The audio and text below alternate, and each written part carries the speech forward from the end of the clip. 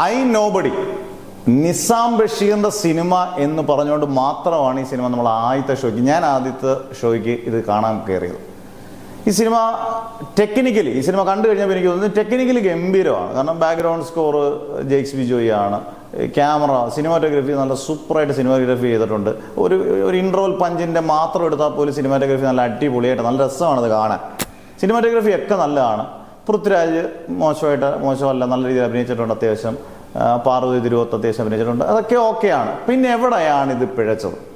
നല്ല making, first half നല്ല മേക്കിങ്ങും നല്ല ഗംഭീരമായിട്ടുള്ള സിനിമ. നമുക്ക് ഇൻ്റർവെല്ലിൽ നിർത്തുമ്പോൾ നമുക്ക് കാണാൻ ഒരു ആകാംക്ഷയുടെ മുഴുവനെ നിർത്തുന്ന രീതിയിലാണ്. ഇനി എന്ത് സംഭവിക്കും, എന്തൊക്കെയായിരിക്കും ഇയാളുടെ പ്രത്യേകതകൾ, എന്തൊക്കെയായിരിക്കും ചെയ്ത് കൂട്ടുന്നത്.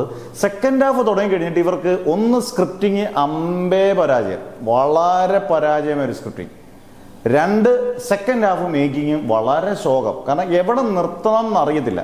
ചില സിനിമകളുണ്ടല്ലോ, നമ്മൾ ഇത് ഇവിടെ നിർത്തുമോ, ഇനി അവിടെ എന്തെങ്കിലും ഉണ്ടോ, ചോദ്യങ്ങൾ മാത്രം. സിനിമ കണ്ടു കഴിയുമ്പം ദുരൂഹതകൾ നമ്മളിലാണെന്ന് അറിയുന്നത്. അതായത് പ്രേക്ഷകരിലേക്ക് ദുരൂഹതകൾ നിറച്ചുകൊണ്ടാണ് നിർത്തുന്നത്. കാരണം അതിന് ഒന്നിനും ഉത്തരങ്ങളില്ല. നമുക്കൊരു 100 ചോദ്യങ്ങൾ ചോദിക്കാം, പക്ഷെ അതിനൊന്നും ഉത്തരങ്ങളില്ലാത്ത രീതിയിൽ എവിടേക്കോ എന്തൊക്കെയോ കാട്ടിക്കൂട്ടി അങ്ങ് നിർത്തുകയാണ്. അന്നേരം അങ്ങനൊരു സിനിമയായിട്ട് മാറി. എനിക്ക് തോന്നുന്നു ഇതിൻ്റെ സ്ക്രിപ്റ്റിങ്ങും സെക്കൻഡ് ഹാഫിലെ മേക്കിങ്ങും വളരെ മോശമായതുകൊണ്ട് ഈ സിനിമ തന്നെ ഒരു പരാജയത്തിലേക്ക് ചിലപ്പോൾ നീങ്ങാൻ സാധ്യതയുണ്ട്. പിന്നെ നമുക്ക് സിനിമയാണ്, ഒന്നും പ്രതീക്ഷിക്കാൻ പറ്റത്തില്ല. ഒരുപാട് പേരുടെ കഷ്ടപ്പാടാണ്. ഇതൊക്കെ വിജയിക്കട്ടെ. കാരണം നിസാം ബഷീറിൻ്റെ ആദ്യത്തെ സിനിമ ഗംഭീര സിനിമയായിരുന്നു. ആസിഫലിയുടെ ബെസ്റ്റ് ക്യാരക്ടറായിരുന്നു കെട്ടിയോളൻ്റെ മാലാഖ. 2, റോഷാക്ക് ഒരു എക്സ്പെരിമെൻ്റൽ സിനിമയായിട്ട് പോലും എനിക്ക് തോന്നുന്നു 10-37 കോടി രൂപ കളക്ട് ചെയ്തൊരു സിനിമയാണ്.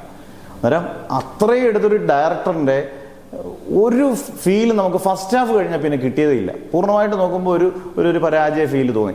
ഇനി ഗംഭീര സിനിമകൾ എടുക്കാൻ ചെയ്തതിന് പറ്റട്ടെ. ഒരു സിനിമ കൊണ്ടൊന്നും 2 സിനിമകൾ ഗംഭീരമാക്കിയ മനുഷ്യനാണ്, ഗംഭീരമായിട്ട് എടുക്കാൻ പറ്റട്ടെ. പക്ഷേ പൃഥ്വിരാജിന് ഇപ്പോഴൊരു ഇനി അങ്ങോട്ട് വാരണാസി പോലുള്ള ഗംഭീര സിനിമകളൊക്കെ അദ്ദേഹത്തിന് കിടപ്പുണ്ട്. പക്ഷേ ഗംഭീര സിനിമകൾ ആയിരിക്കണം ഇതെല്ലാം. ബ്രഹ്മയുഗത്തിൻ്റെ ഡയറക്ടർ നമ്മുടെ രാഹുൽ സദാശിവൻ്റെ സിനിമകളുണ്ട്, സിനിമയുണ്ട്, മഞ്ജു വാര്യനകത്ത് ഉണ്ട്, പൃഥ്വിരാജ് മെയിൻ ലീഡാണ്. അങ്ങനെ ഒരുപാട് പ്രൊജക്റ്റുകൾ പൃഥ്വിരാജിനുണ്ട്. പക്ഷേ പൃഥ്വിരാജിന് ഇപ്പോഴും അങ്ങോട്ടൊരു ഗംഭീര വിജയത്തിലോട്ട് കയറാൻ പറ്റുന്നില്ല. എന്തായാലും നിസാം ബഷീറിന് പൃഥ്വിരാജിൻ്റെ ഗംഭീര ചിത്രങ്ങൾക്ക് വേണ്ടി കാത്തിരിക്കും.